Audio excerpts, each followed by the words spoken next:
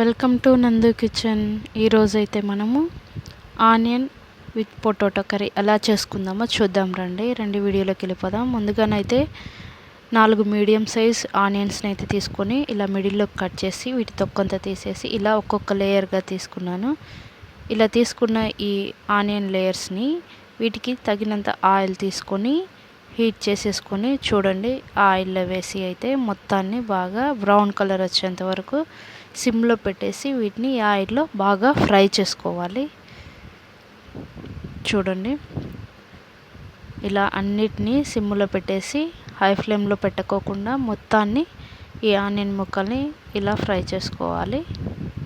అదేవిధంగా 3 టమోటాలను తీసుకొని వాటిని సన్న ముక్కలుగా తరిగి పక్కనైతే పెట్టేసుకుందాం. ఆలోపు మనం ముందుగా ఆయిల్లో వేసుకున్న ఆనియన్ ముక్కలు అయితే బ్రౌన్ కలర్లోకి వచ్చేసాయి. వీటిని తీసి పక్కన పెట్టేసేద్దాం. ఇలా పెట్టేసుకున్న తర్వాత అదే ఆయిల్లో ఒక 10 చిన్న వెల్లుల్లి తీసుకొని వాటిని ఈ విధంగా సన్న సన్న ముక్కలుగా కట్ చేసి ఆయిల్లో వేసుకోవాలి. తర్వాత అప్పుడే రెడీ చేసి పెట్టుకున్న అల్లం పేస్ట్ కొంచెం 1/2 టీ స్పూన్ తీసుకున్నాను. 2 రెమ్మల కరివేపాకు వేసుకొని వాటిని బాగా వేగిన తర్వాత ఒక ఆనియన్ తీసుకొని ఈ విధంగా ముక్కలుగా కట్ చేసుకున్నాను. ఇలా కట్ చేసుకున్న ముక్కల్ని ఈ విధంగా అదే ఆయిల్లో వేసి బాగా ఉడికించుకోవాలి.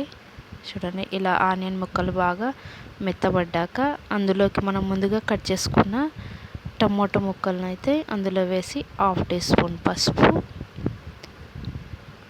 1 స్పూన్ కారం,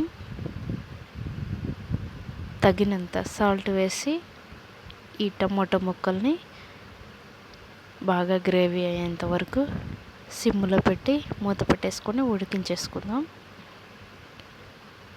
చూడండి, ఎంచక్క బాగా గ్రేవీ లాగైతే టమాటా మొత్తం ఉడికిపోయింది.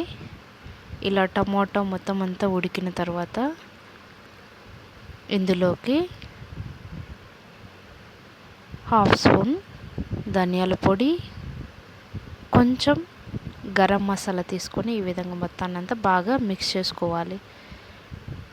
ఇలా మొత్తం అంతా కలుపుకున్న తర్వాత మనం ఏదైతే ముందుగా ఆయిల్లో వేసి తీసుకున్న ఆనియన్ ముక్కలు ఉన్నాయో వాటిని లాస్ట్లో ఇలా చూడండి ఇందులో వేసి మొత్తాన్ని అంతా బాగా కలుపుకోవాలి. ఇలా కలుపుకోవడం వల్ల ఏమవుతుందంటే టేస్ట్ సూపర్గా ఉంటుంది. మనం తినేటప్పుడు ఈ ఆనియన్ ముక్కలు అనేది మన పంట కింద పడ్డప్పుడు చాలా టేస్ట్ని అయితే ఇస్తాయి. సో కాబట్టి తప్పకుండా ట్రై చేయండి మీరు కూడా. ఈ ఆనియన్ పొటాటో కర్రీలోకి నేనైతే రాగి సంగటిని అయితే ఒక రాగి ముద్ద సంగటిని తీసుకున్నాను.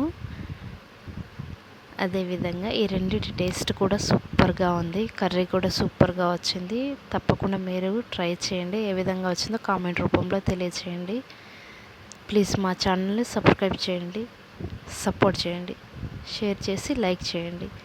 Thank you all.